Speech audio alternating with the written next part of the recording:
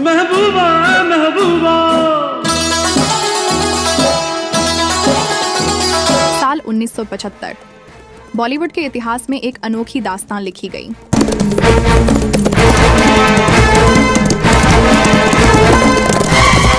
सालों पहले लिखी वो दास्तां जिसके गाने और डायलॉग्स के साथ फिल्म के किस्से आज भी लोगों के चेहरे पर मुस्कान ला देते हैं।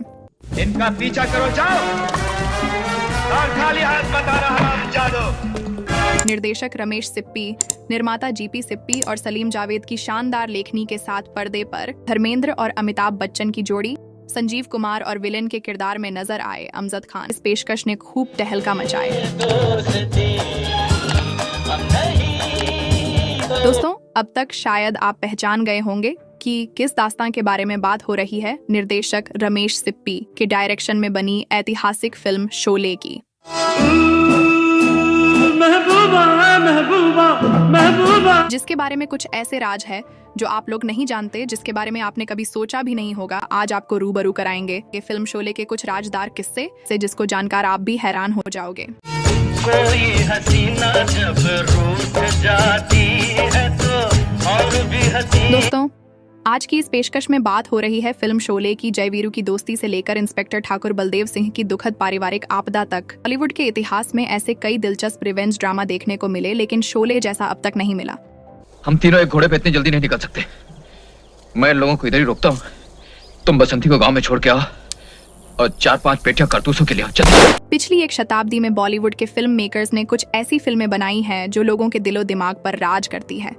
कल्ट क्लासिक फिल्मों की जब जब बात होती है तो उस लिस्ट में सबसे ऊपर वो मल्टी स्टारर फिल्म आती है जिसके किरदार ही नहीं, लोगों को डायलॉग्स और गाने 5 दशक के बाद भी याद हैं। पैसे तो हमें फिर भी मिल जाएंगे। गब्बर सिंह को मार के तुम गब्बर को नहीं मारोगे। वो फिल्म कोई और नहीं बल्कि फिल्म शोले है। गब्बर ठाकुर, जयवीरू और बसंती वो किरदार है जिन्होंने दिलों पर राज किया। 70 के दशक में जब एक से बढ़कर एक फिल्में बनकर बॉक्स ऑफिस पर गदर मचा रही थीं, तब एक फिल्म रिलीज हुई शोले। मीडिया रिपोर्ट्स की माने तो उस दौर में ये फिल्म 3 करोड़ रुपए में बनकर तैयार हुई थी। 15 अगस्त 1975 को रिलीज हुई शोले भारत के 100 से ज्यादा सिनेमा घरों में 25 हफ्तों से ज्यादा टिकी रही थी। देश भर में 25 करोड़ टिकट बिके।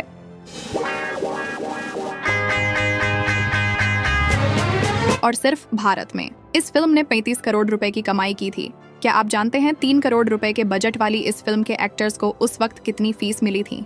मीडिया रिपोर्ट्स की माने तो इस फिल्म में धर्मेंद्र, जिन्होंने वीरू के किरदार को निभाकर खूब तहलका मचाया था, उस वक्त धर्मेंद्र को इस रोल के लिए सिर्फ 1,50,000 रुपए मिले थे। और अपनी मौसी से खुले शब्दों में कह दो कि वीरू को ही तुम्हें जीवन साथी बनाना है।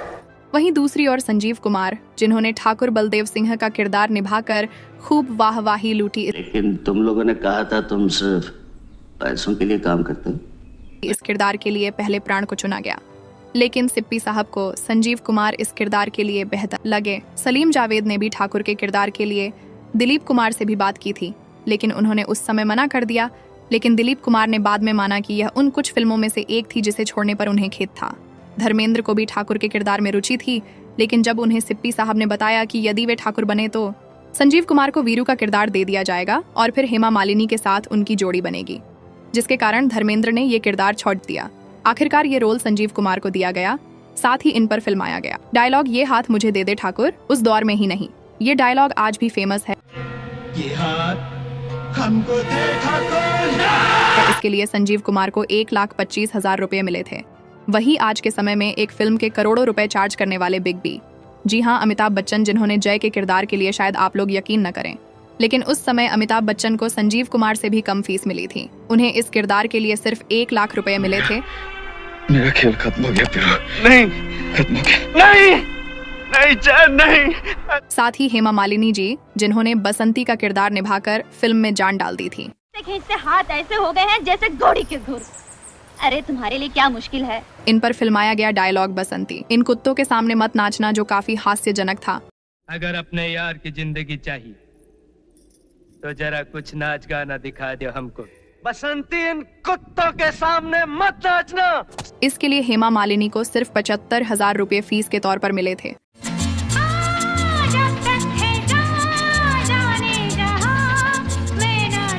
अब बात आती उस किरदार की जिसकी वजह से कई माँओं ने अपने बच्चों के दिलों में खौफ पैदा कर अपनी बातें मनवाई थीं।